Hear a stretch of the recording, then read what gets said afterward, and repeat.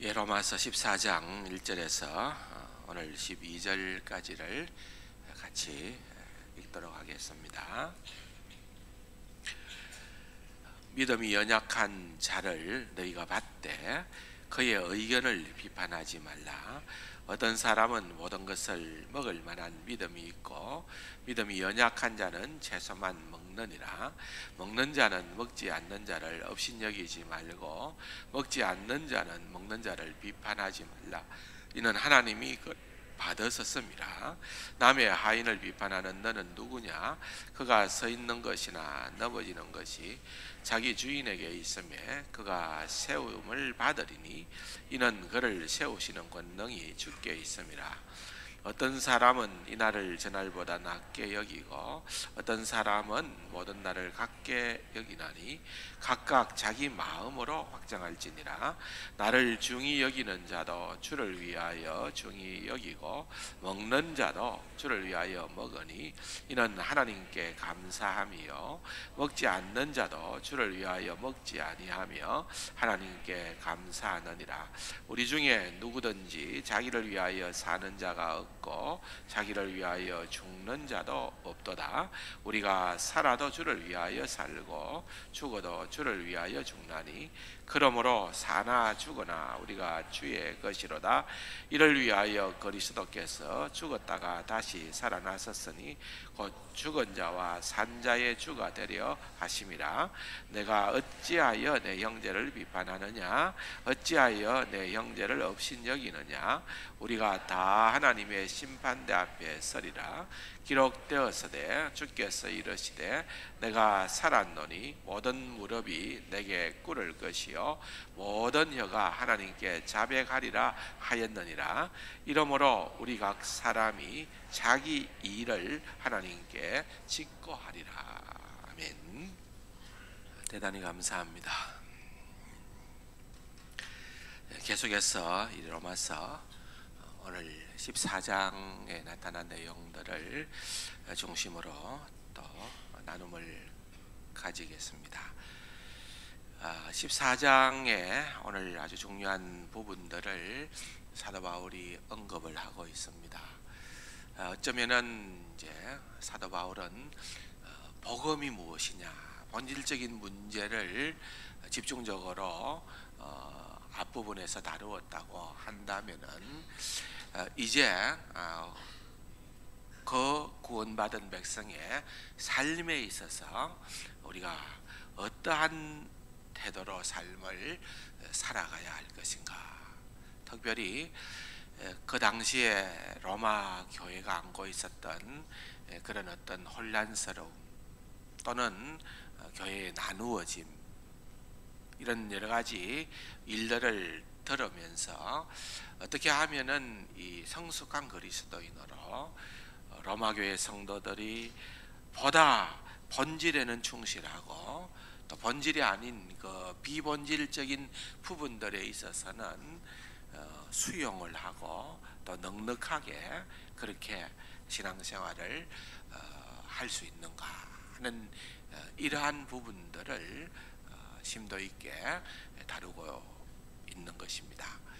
그래서 14장 1절에서부터 15장 13절까지가 아디아포라라고 하는 전문 용어지만은 우리말로 하자면은 비본질적인 것, 그것에 대한 성숙한 성도의 태도 또는 믿음이 강한 자들의 취해야 될 그러한 태도에 대하여서 사도 바울이 권면을 하고 있는 내용입니다. 따지고 보면은 사실은 우리는 사소한 것에 목숨을 건다라고 하는 것처럼 교회가 또 시끄러워지고 분열되어지고 어려움을 겪는 데는 본질적인 진리의 문제 때문에만 그런 것이 아니라 많은 경우에 있어서 이런 사소한 일들 때문에 얼마든지 성숙한 믿음으로서 그런 부분들을 잘 풀고 극복하고 나아갈 수도 있는데 그렇지 못한 그런 일들로 인하여서 교회가 분열되고 깨어지는 그런 아픔들을 우리는 볼 수가 있는 것입니다. 그러면서 오히려 사실은 이 로마서 14장에 오늘 본문과 같은 이 본문은 우리에게 직접적으로 유용한 그러한 굉장히 실제적인 가르침이다. 그런 것들을 염두에 두면서 오늘 말씀을 함께 생각을 해보려고 하는 것입니다. 가장 중심이 되는 요절은 1절의 말씀입니다. 같이 한번 읽어보겠습니다. 믿음이 연약한 자를 너희가 받되 그의 의견을 비판하지 말라. 믿음이 연약한 자를 너희가, 이 너희가는 믿음이 강한 자를 의미하는 겁니다. 15장 1절에 보면은 믿음이 강한 우리는 그랬습니다. 이제 이 교회 안에 믿음이 연약한 또는 믿음이 강한 무리들이 있다고 봤던 거지요. 왜냐하면은 이 로마 교회의 구성원들이 그랬기 때문에 그러합니다. 로마 교회의 구성원들은 이 돈을 벌기 위해서 경제적인 이유 때문이겠지만은 이제 머나먼 이 로마로 와 있는 유대인들이 있었습니다. 그 유대인들은 원래는 율법에 익숙했던 유대주의자들이었겠지요. 그러나 그들이 이제 유대주의자로 있다가 예수를 알고 예수를 믿게 된 그러한 자들이 그 교회의 구성원으로 있었습니다. 근데 어떤 일이 벌어졌습니까? 주 49년에 글라우디오 황제 시절에 큰 박해가 일어나고 그로 인하여서 이제 유대인 추방령이 생깁니다. 그래서 로마의 유대인들이 살 수가 없었어요. 다시 다 고국으로 가든지 다른 나라로 갈 수밖에 없는 그런 형편이었습니다. 교회가 많이 어려웠겠지요. 유대인들이 다 빠져나가니까. 그러다가 다시 이제 주후 54년에 네로가 로마의 황제로 즉위를 하면서 앞에 황제의 그런 어떤 추방령이 사실은 이제 그 가치가 소멸되어져 있는 거예요. 그래서 그것이 무시되어도 좋게 되어졌기 때문에 흩어졌던 유대인들이 로마로 돌아오기 시작을 해요. 그래서 믿음 생활하는 사람들은 다시 로마 교회로 들어오게 됩니다. 거기에는 이미 신앙생활을 하고 있었던 이방인들이 있는 거지요. 또 거기에는 일찍이 이방인이었지만 유대교로 전환되어졌다가 또 예수를 믿게 된 나름대로 율법에 정통한 그런 유대인들도 있었을 것입니다. 그래서 여러 부류의 성도들이 로마 교회를 이루고 있었다는 거예요. 근데 이제 사도 바울은 그러한 성도들을 분류를 하면서 믿음이 연약한 자들이 있었다. 또 믿음이 강한 우리는, 그렇게 자신을 포함해서 믿음이 강한 사람이 있다는 것도 언급을 하고 있는 것입니다. 그러면서 믿음이 강한 자들에게 권면하기를 믿음이 연약한 자를 너희가 받되 그의 의견을 비판하지 말라. 여기 그의 의견이라는 의견은 옛날 성경을 보면은 그의 의심하는 바를 그랬습니다. 그의 의심하는 바를, 그들이 의심을 해서 이러쿵저러쿵 얘기를 한다 하더라도 그들을 비판하지 말고 받아라는 거예요. 받아라. 그래서 가장 건강한 교회가 되는 첫 출발은 받는 데 있습니다. 받는 데. 이것은 마지 못하지만은 말씀이 그렇게 되어 있으니까 억지로 수동적으로 짜증스럽게 받아들이는 것을 의미하는 것이 아닙니다. 이 말은 굉장히 적극적으로 친절하게 사랑으로 품으며 이해하며 용납하며 도우며 즐거워하며 받으라는 말입니다. 다시 말하면 환영하라는 말입니다. 그래서 그 원어의 의미를 살려서 유진 피터슨이라는 현대 번역으로 메시지라는 성경을 만들었던 그분은 이 부분을 번역하기를 너희가 받아라. 어떻게 받느냐? 두 손을 벌려서 환대하면서 그들을 맞이하십시오 라고 그렇게 번역을 했습니다. 믿음이 강한 자들이 믿음이 연약한 자를 책망하고 비판하고 나무라고 업신여기지 말고 그들을 정말 친절하게 환영하고 도와주고 친절하게 그렇게 이해하고 용납하고 사랑으로 품어야 된다고 말하고 있는 것입니다. 건강한 교회가 되기 위한 특징입니다. 건강한 교회는 당연히 믿음이 강한 사람이 믿음이 약한 사람보다 더 많은 교회이어야 됩니다. 만약에 믿음이 연약한 자들이 교회의 주 세력을 이루어 간다고 하면은 마치 배가 산으로 올라가는 것처럼 흔들리게 될 것입니다. 믿음이 강한 자들이 더 많이 교회에 자리매김을 하여야 건강한 교회가 됩니다. 그렇다고 하면은 믿음이 강한 자가 할 수 있는 해야 되는 가장 중요한 첫 일은 무엇인고 하면은 믿음이 연약한 자를 받아서 믿음이 연약한 자를 믿음이 강한 자로 세워가는 것, 그렇게 만들어 가는 것이 믿음이 강한 자의 특징인 것입니다. 여러분, 나는 믿음이 강한 자인가, 나는 믿음이 연약한 자인가 한번 생각해 보시기를 바랍니다.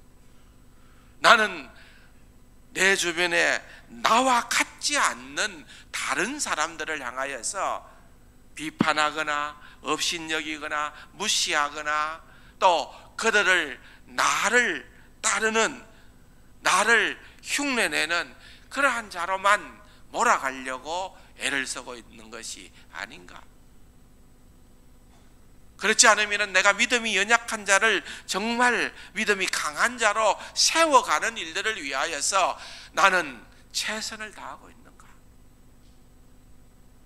건강한 교회는 믿음이 연약한 자들이 들어왔으나 또한 처음 믿기 위하여서 신앙 때문에 온 자들이 교회에서 불편함이 없어야 되는 거예요.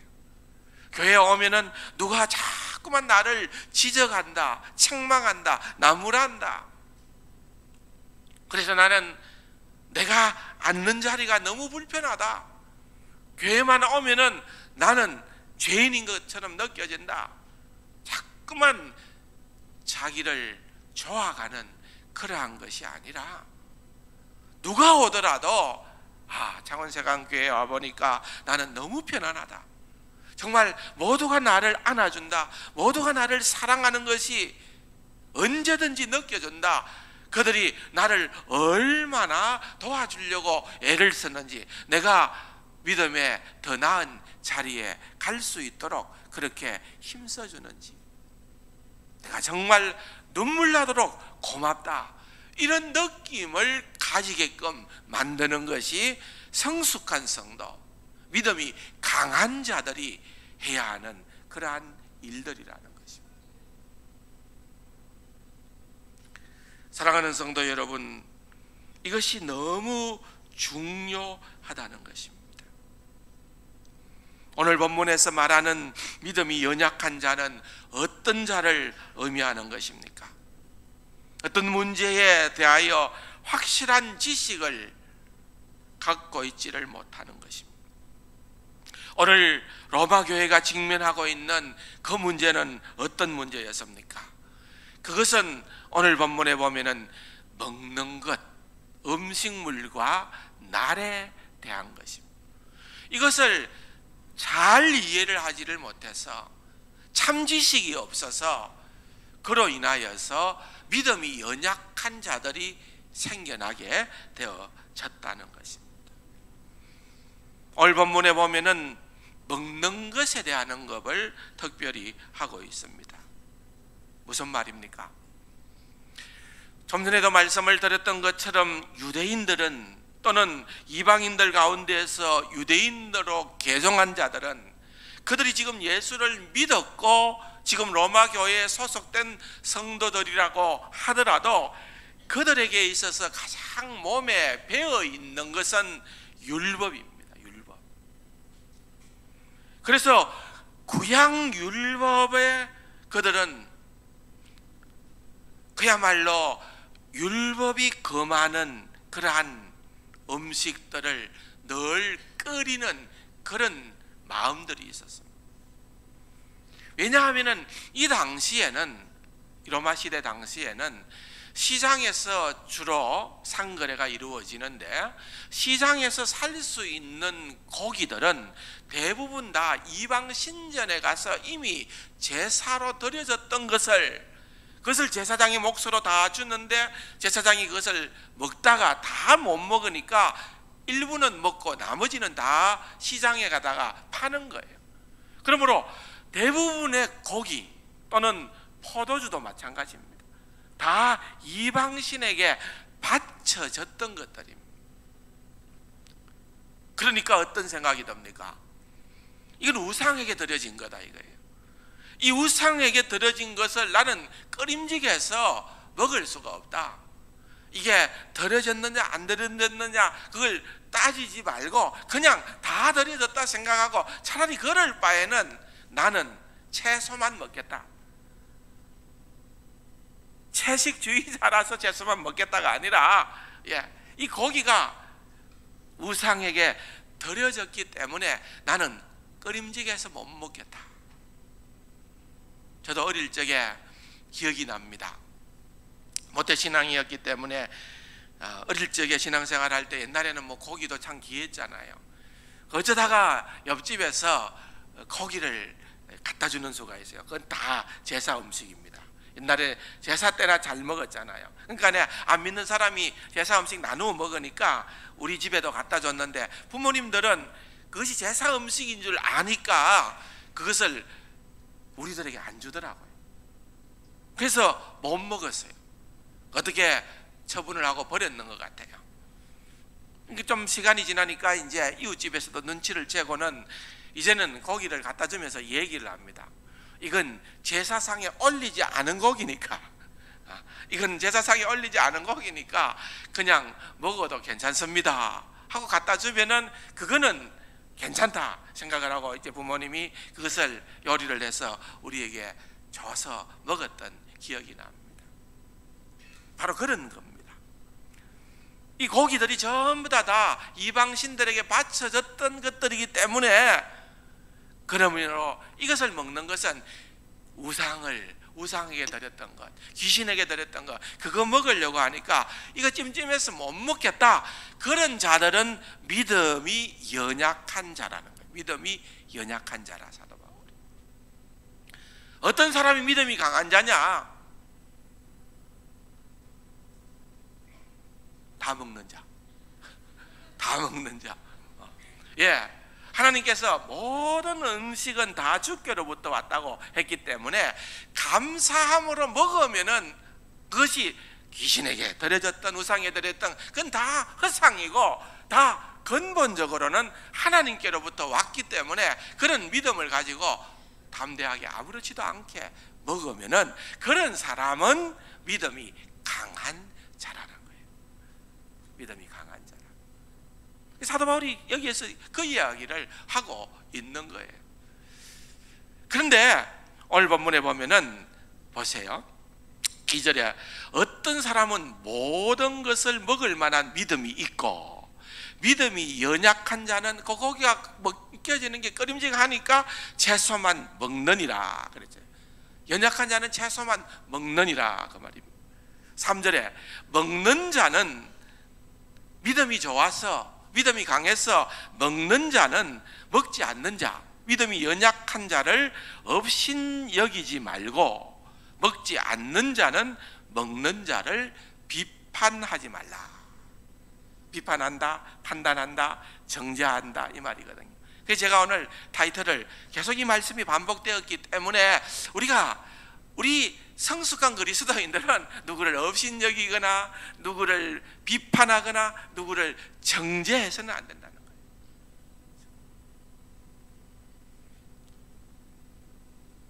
그 이유가 어디에 있느냐? 오늘 본문 3절 하반부에 보면 이는 하나님이 그를 받으셨음이라 그랬습니다. 하나님께서 받아주신 자들, 받았다는 표현을 조금 전에 말씀을 드렸잖아요. 억셉트했다는 거. 하나님께서 받아주셨다. 여러분, 하나님께서 이 못난 나를 하나님의 백성으로 받아주셨다니까요. 하나님께서는 믿음이 연약한 자도 받아주시고 믿음이 강한 자도 받아주셨다는 거예요. 하나님이 받아주셨는데 나는 거부할 수 있습니까? 그럴 수가 없다는 것을 말씀하고 있는 것입니다. 4절에 남의 하인을 비판하는 너는 누구냐? 그가 서 있는 것이나 넘어지는 것이 자기 주인에게 있으며 그가 세움을 받으리니 이는 그를 세우시는 권능이 주께 있음이라. 우리가 믿음이 강한 자이든 믿음이 약한 자이든 우리의 관계는 주종의 관계가 아니라는 거예요. 누구는 주인이고 누구는 종이기 때문에 주인이 종을 가르치고 지도하듯이 명령하는 것이 아니고 그것은 오직 하나님만이 하실 수 있다. 하나님만이 하실 수 있고 우리는 그러한 하나님 안에서 우리는 형제지간이라는 거예요. 우리는 형제지간이다. 우리가 형제지간인데 어떻게 서로 업신여기고 어떻게 서로 비판할 수가 있느냐? 아니라는 것입니다.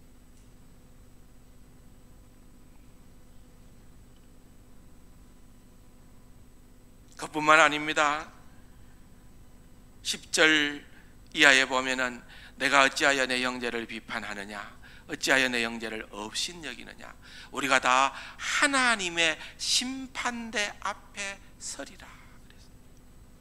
결국은 우리가 하나님의 심판대 앞에 설 자들이지 우리는 피조물에 불과하지 그 말입니다. 심판자는 하나님이시기 때문에 내가 심판자의 역할, 내가 심판자로서의 그러한 일들을 해서는 안 된다는 것입니다. 11절에 기록되었으되 이사야서 45장 29절의 말씀을 인용하고 있습니다. 주께서 이르시되 내가 살았노니 모든 무릎이 내게 꿇을 것이요 모든 혀가 하나님께 자백하리라 하였느니라.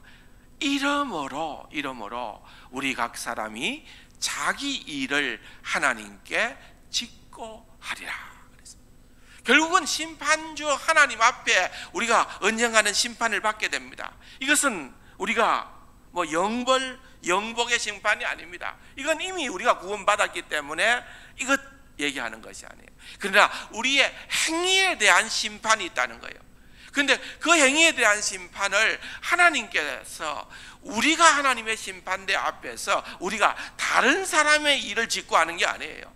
우리는 누구 일을 짓고 하는 거예요? 자기 일을 짓고 한다는 거예요. 그러므로 우리는 이것을 명심해야 되는 겁니다.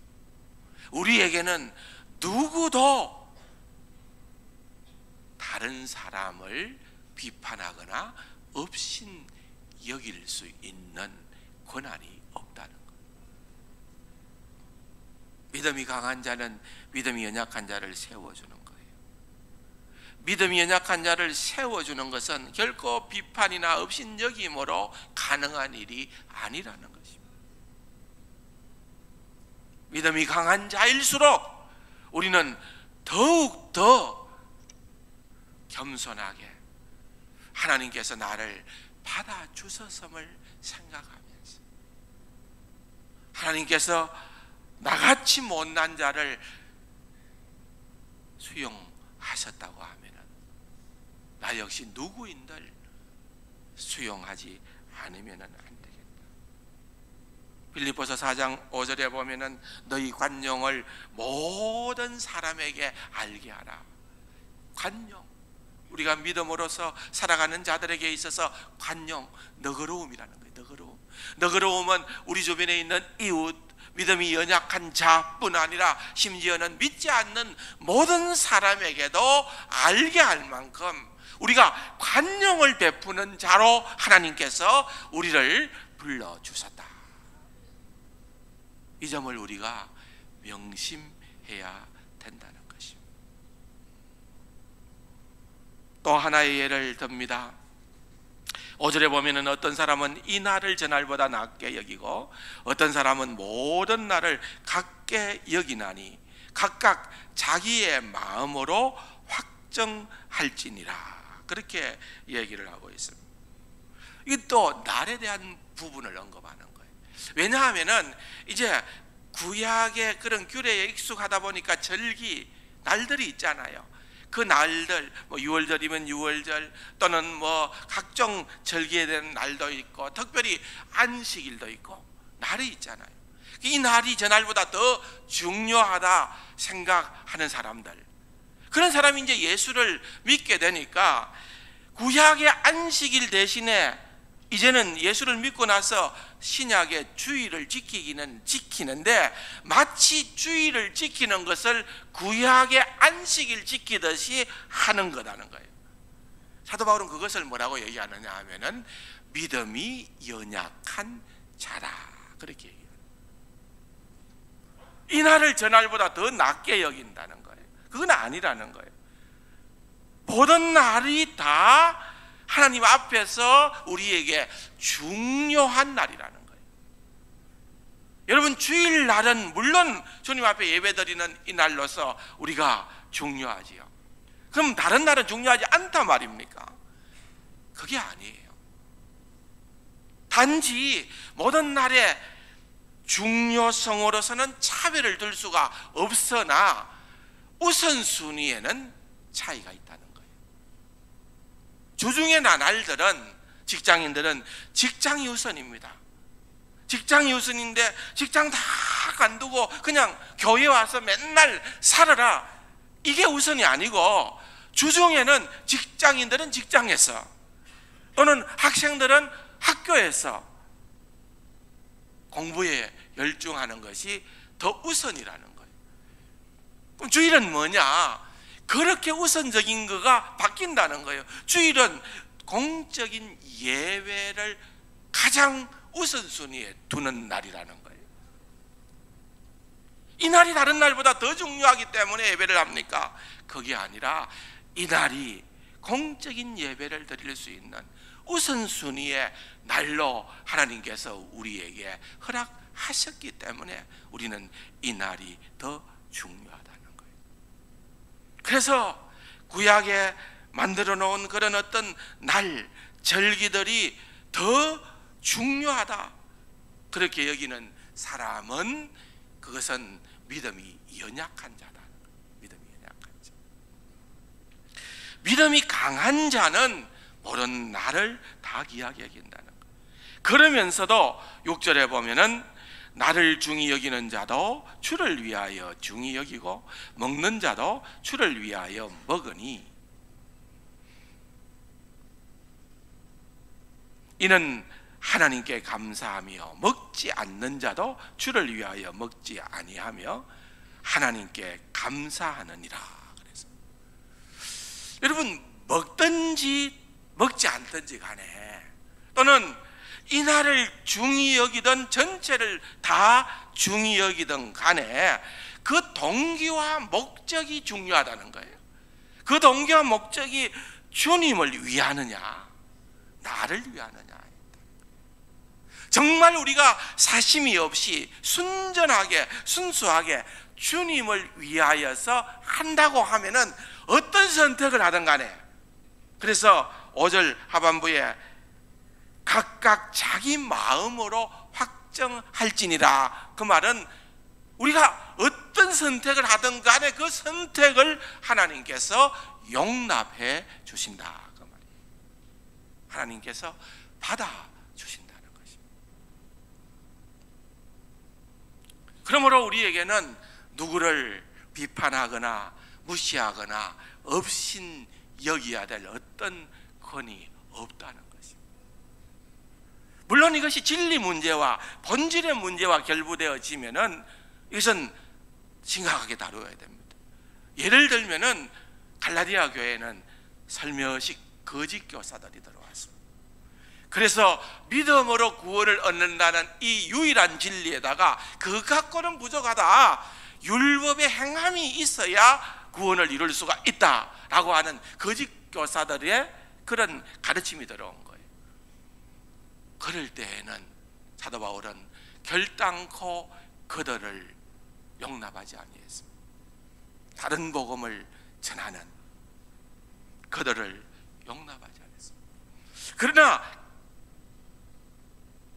그것이 아니고 비본질적인 것에 국한되어질 때에 그 부분에 있어서 우리가 믿음이 강한 자로 새겨져야 되는 것은 너무나도 중요한 것이라고 가르치고 있는 것입니다. 제가 이민 목회를 할 때에 들었던 얘기입니다. 어떤 교회가 막 싸우다가 결국은 교회가 나뉘어졌어요. 근데 왜 싸웠느냐? 시발점은 교회의 피아노를 오른쪽에 넣을 거냐 왼쪽에 넣을 거냐 때문에 싸운 거예요. 자, 오른쪽에 넣는 게 맞습니까? 왼쪽에 넣는 게 맞습니까? 예? 여기 어디에 나왔어요? 오른쪽에 나왔습니까? 예, 이건 중요한 거 아니지요. 형편 따라 하는 거죠. 형편 따라 중앙에 넣을 수도 있고 오른쪽에 넣을 수도 있고 왼쪽에 넣을 수도 있는데 그 믿음이 성숙하지 못하니까 자기 것만 고집하는 거예요. 그래서 이래야 된다 이거 양보를 못하니까 결국은 교회가 나뉘어진 거예요. 더 과간인 것은 그렇게 나누어진 교인들이 한 1년 뒤에 슈퍼마켓에서 만났어.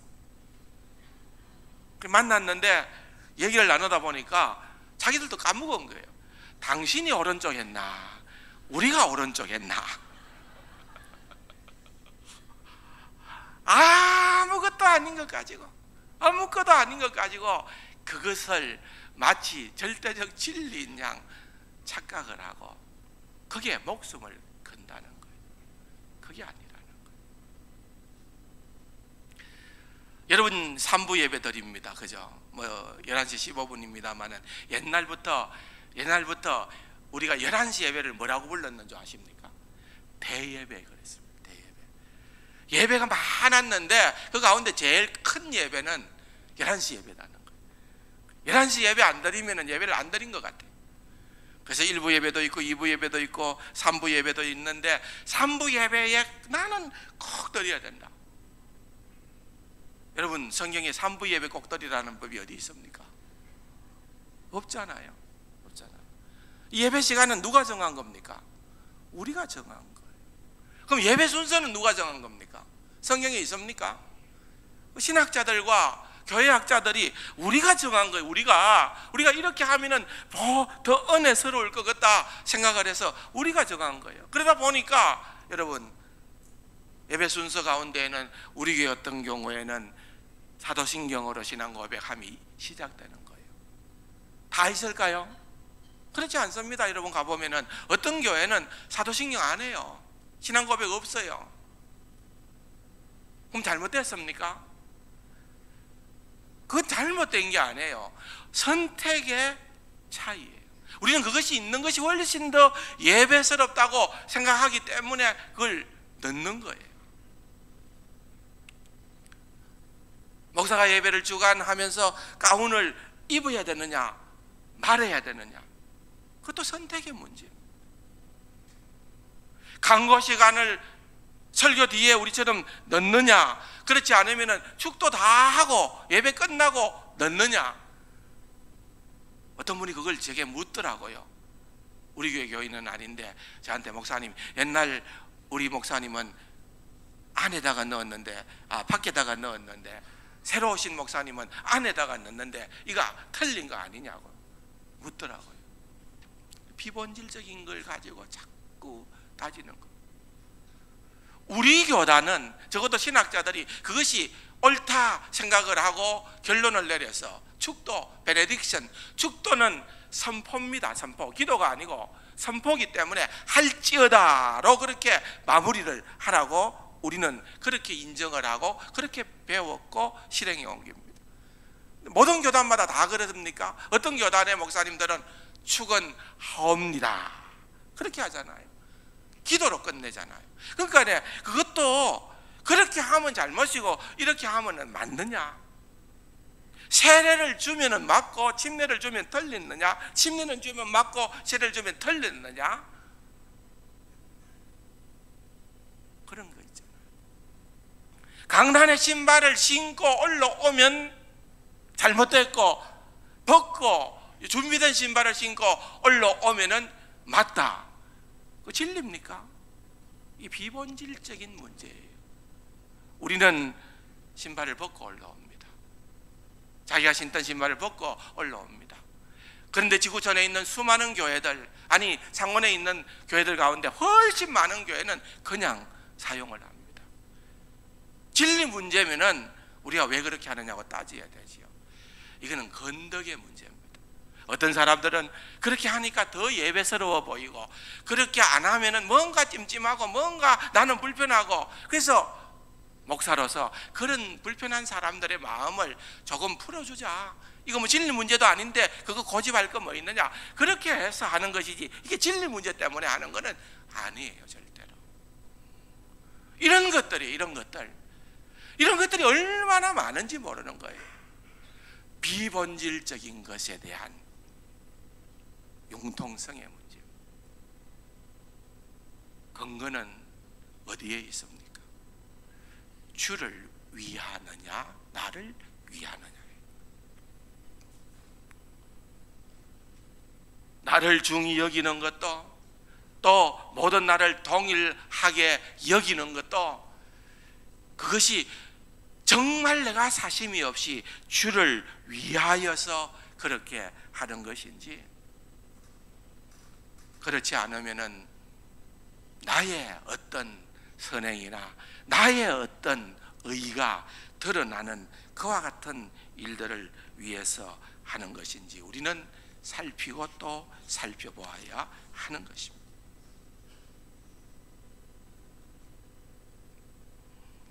우리가 누구도 비판하거나 업신 여길 수가 없는 것입니다. 우리가 심판자가 아니기 때문에 그렇습니다. 우리는 월권 행위를 할 수가 없습니다. 우리는 주제넘는 행동을 해서는 아니 되는 것입니다.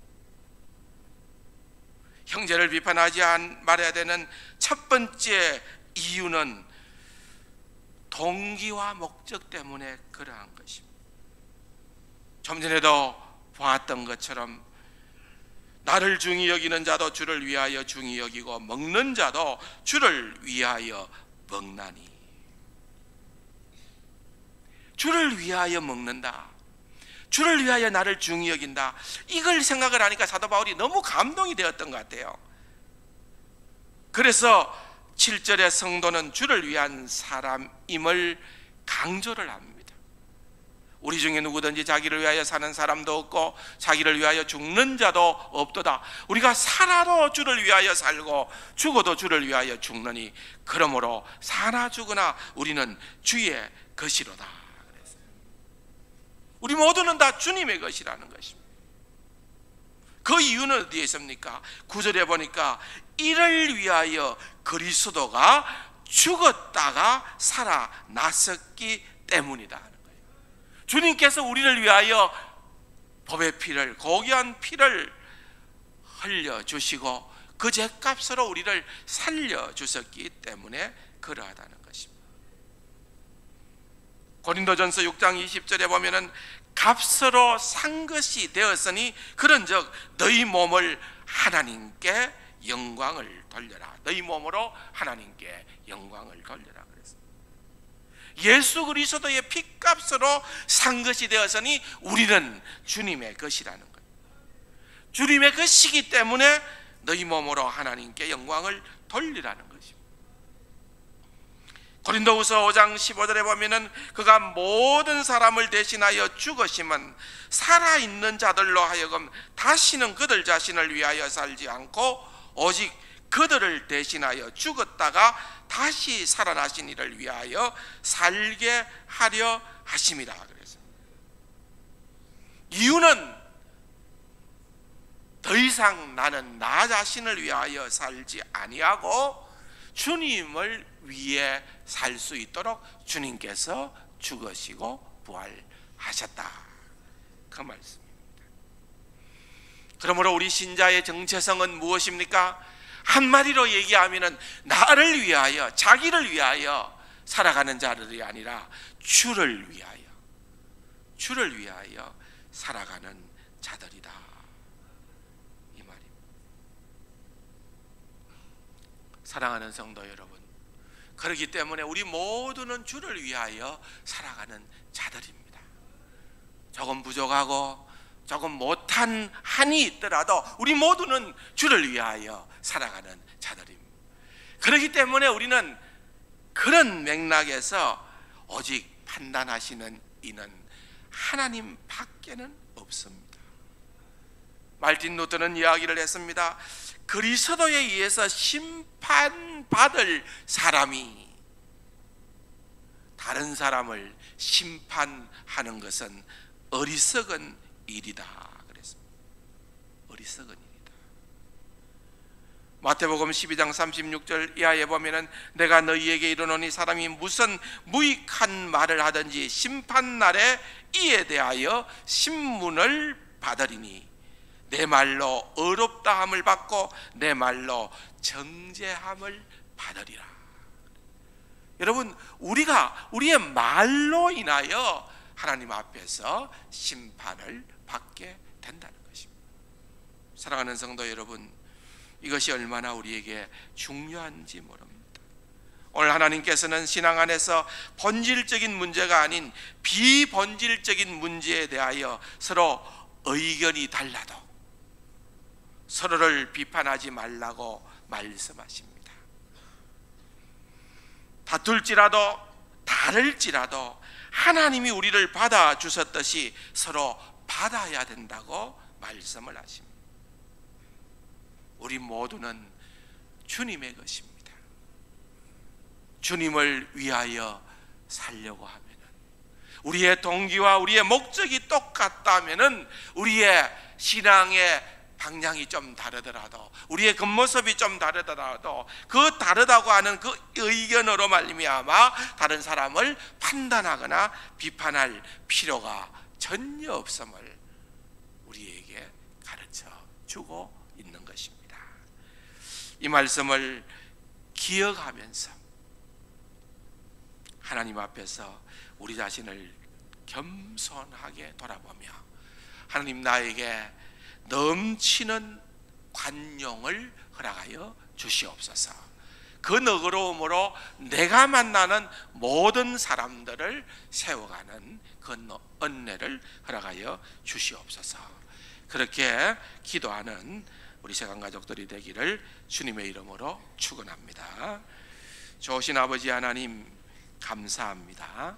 오늘 이 주어진 본문이 너무나도 실제적인 본문이고 교훈이기에 이 말씀을 잘 새겨서 우리의 삶에 바르게 적용하고 하나님의 거룩한 자녀로 성숙한 그리스도인으로 믿음 있는 믿음이 강한 그리스도인으로 삶을 살아가기에 부족함이 없도록 은혜 더하여 주옵소서. 예수님의 이름으로 감사기도 드립니다. 아멘.